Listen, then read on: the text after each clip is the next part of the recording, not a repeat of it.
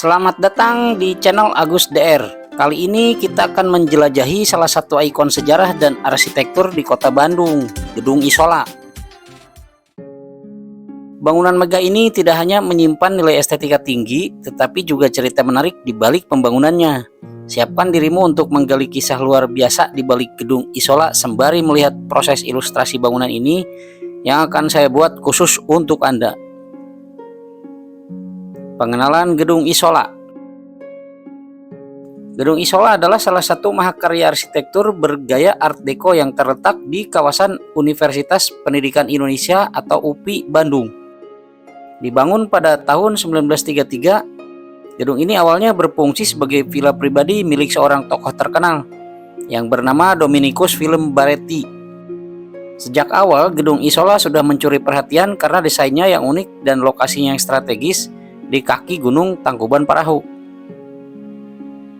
Latar belakang sejarah. Dominikus Filembaretti adalah seorang pengusaha media kaya keturunan Belanda Indonesia yang mendirikan perusahaan Pers Aneta. Dengan kekayaan yang ia miliki, Baretti membangun villa ini sebagai tempat peristirahatan sekaligus simbol kemewahan. Nama Isola diambil dari bahasa Italia yang berarti pulau, menggambarkan suasana tenang dan eksklusif villa ini di tengah alam Bandung yang sejuk. Namun sejarah Gedung Isola tidak berhenti di situ. Pada masa penjajahan Jepang, gedung ini sempat diambil alih dan digunakan sebagai markas militer.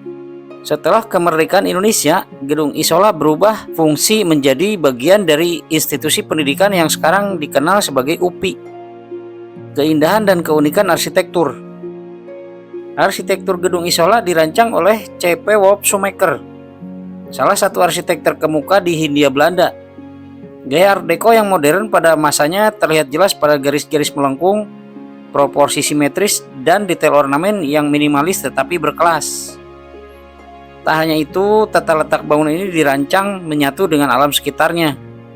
Dari atas, gedung ini berbentuk seperti huruf I yang menjadi ciri khas Schumacher. Salah satu daya tarik lainnya adalah taman indah yang mengelilingi gedung ini, menambah kesan asri dan elegan.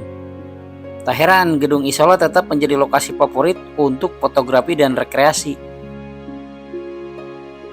Transformasi dan fungsinya saat ini. Seiring berjalannya waktu, Gedung Isola telah menjadi simbol pendidikan di Bandung. Kini gedung ini digunakan sebagai kantor pusat Universitas Pendidikan Indonesia atau UPI.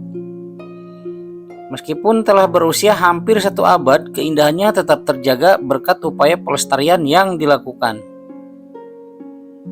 Nah, demikianlah sejarah singkat Gedung Isola, sebuah bangunan yang menjadi saksi bisu perjalanan waktu. Dari kemewahan seorang pengusaha hingga pusat pendidikan Indonesia. Semoga cerita ini menambah wawasan sekaligus inspirasi untuk Anda. Jangan lupa untuk memberikan like, komentar, dan subscribe agar kami terus semangat menghadirkan konten menarik lainnya. Sampai jumpa di video berikutnya.